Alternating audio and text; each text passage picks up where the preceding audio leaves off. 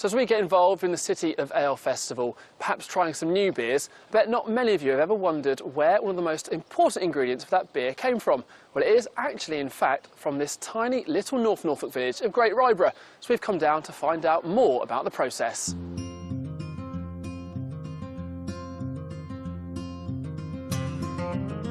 No one knows much about malt. If you ask people what the main ingredient in beer is, generally they'll say hops.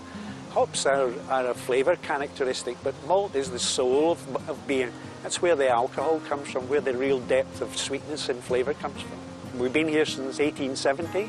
We're in the best barley growing area in the world, without a doubt. Perfect weather conditions, great farmers, great barley, and that's the main ingredient that we need to make our malt such an outstanding product. So we now know that malt is a key ingredient in our beer, but to tell us what happens to it once it comes into Crisp Maltings is director Rob Moody.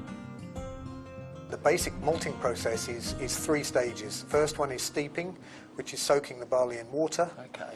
Then it's germination, and during that time there's lots of changes happen within the grain, lots of starch is unwrapped and enzymes are produced, all the things that the brewer needs.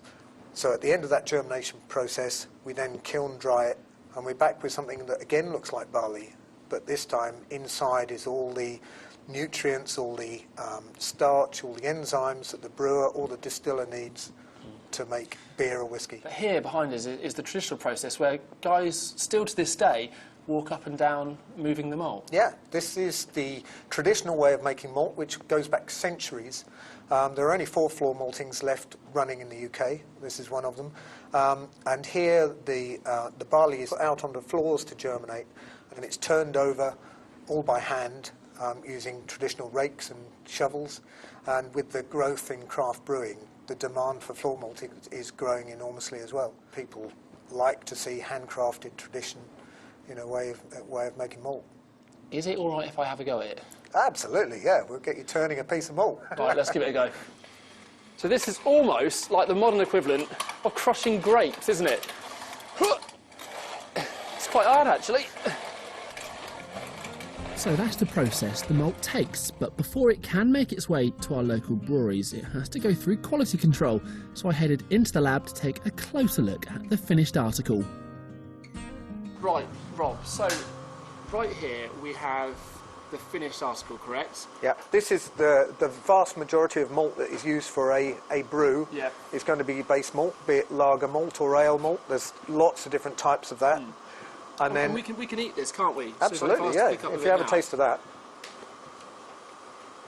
And there's almost a sweet taste to it, isn't there, afterwards? There's quite a reminiscence of Horlicks if you eat Horlicks. It's that sort of flavour. Yeah. So that's where all the sweet liquor comes from for making the beer that gets fermented.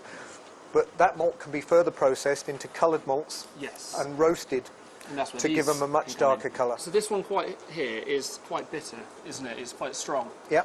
Almost like a coffee, because it's been roasted very hard. For longer afterwards. So that's the sort of malt you would add into a porter or an old ale or maybe a stout. Quite a strong taste, yeah. So, yeah. And what about this one? This is a crystal malt, and this adds an extra sort of sweeter flavour and more mouthfeel as well. Yeah, I can taste that sweetness straight away. Yeah.